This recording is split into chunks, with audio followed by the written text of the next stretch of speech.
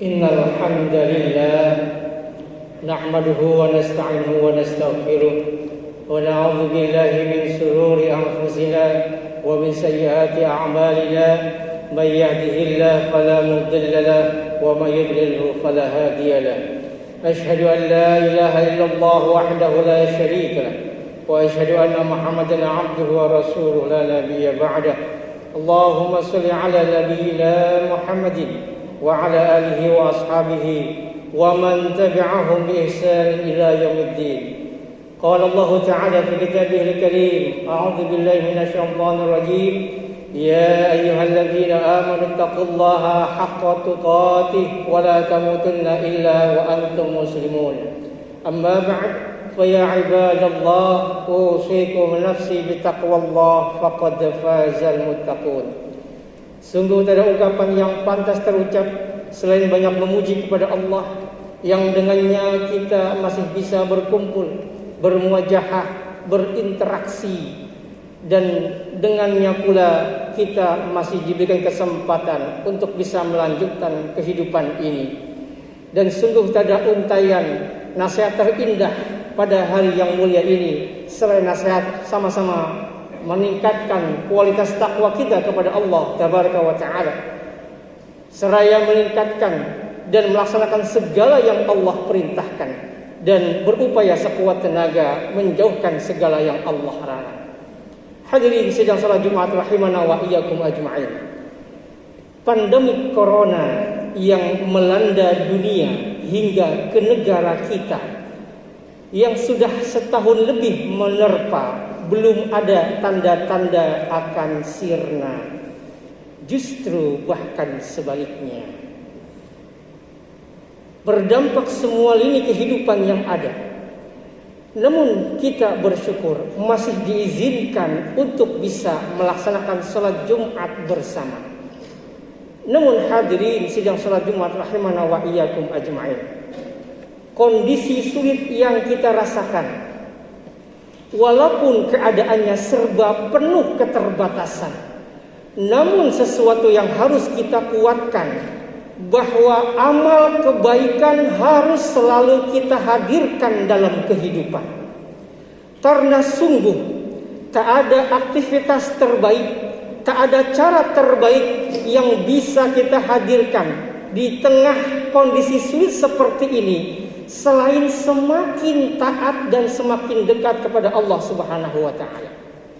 Karena mohon maaf hadirin rahmati Allah, terkadang yang sering kali membuat masalah itu berat bukan masalahnya, yang sering membuat situasi itu sulit bukan situasinya.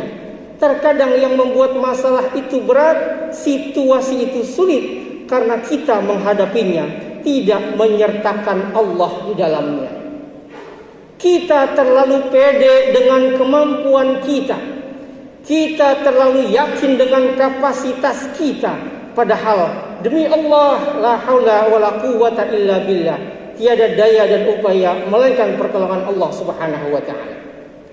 Imam Ibnul Qayyim rahimahullahu ta'ala mengatakan, kalau tidak sebab cobaan dan musibah dunia, niscaya manusia akan terkena penyakit sombong, ujub, membanggakan diri, dan kerasnya hati.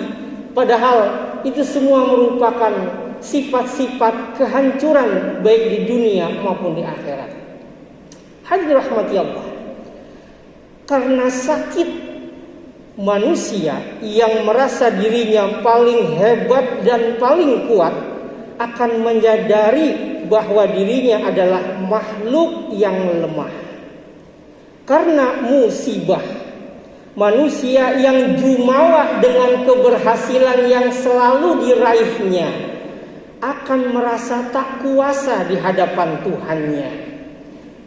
Karena kita sering ketika hasil panen sudah menuai, target perusahaan sudah tercapai, harapan dan cita-cita sudah tergapai, lalu kemudian kita membusungkan dada, menepuk dada, membanggakan diri dan merasa bahwa keberhasilan yang diraihnya adalah murni karena kepintarannya, kematangan dalam perhitungannya, kecakapan komunikasinya tanpa menyertakan Allah di dalamnya. Mohon maaf, lalu apa bedanya dengan Qarun yang mengakui, menyandarkan keberhasilannya adalah karena ilmu dan kepintarannya. Qala innama utituhu ala ilmin indi.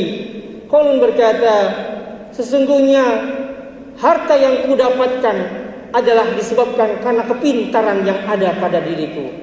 Lalu Allah pun subhanahu wa ta'ala menenggelamkannya. Bisa jadi musibah yang seakan tak henti, bencana yang bertubi-tubi, salah satu penyebabnya karena kita merasa angkuh, kita merasa sombong dengan keberhasilan yang kita raih tanpa menyandarkan kepada Allah subhanahu wa ta'ala.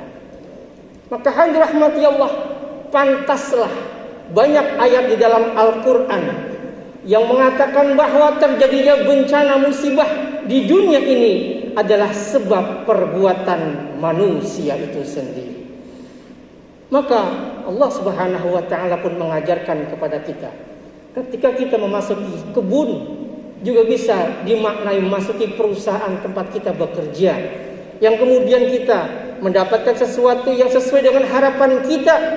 Dalam surat Al-Kahfi ayat 39 Allah mengajarkan kepada kita, walaula iddakhalta jannataka qulta masya Allah la quwata illa billah. Mengapa ketika engkau memasuki kebunmu engkau tidak berkata masya Allah la quwata illa billah? Sungguh atas izin Allah sesuatu ini terjadi, tidak ada kekuatan selain pertolongan dari Allah subhanahu wa ta'ala. Atau ketika kita Allah berikan anugerah kemampuan yang luar biasa, kepintaran yang hebat, maka di dalam surat An-Naml ayat 40 Allah mengajarkan dengan kalimat hadza min fadli rabbi, ini adalah merupakan karunia dari Allah subhanahu wa ta'ala. Maka hadirin rahmati Allah, tak ada cara lain yang dapat kita hadirkan, yang dapat kita jadi buktikan untuk keluar dari bencana musibah yang menerpa dunia bahkan di negara kita, selain banyak bertaubat kepada Allah, memperbanyak istighfar, menghentikan seluruh aktivitas keburukan, kejahatan, kemaksiatan, dan perbanyak berdoa kepada Allah, bermunajat agar Allah menyelamatkan kita dari bala bencana yang menimpa baik di dunia terlebih di akhirat. Aku qouli hadza wa astaghfirullah li wa lakum fastaghfiruhu innahu huwal ghafurur rahim.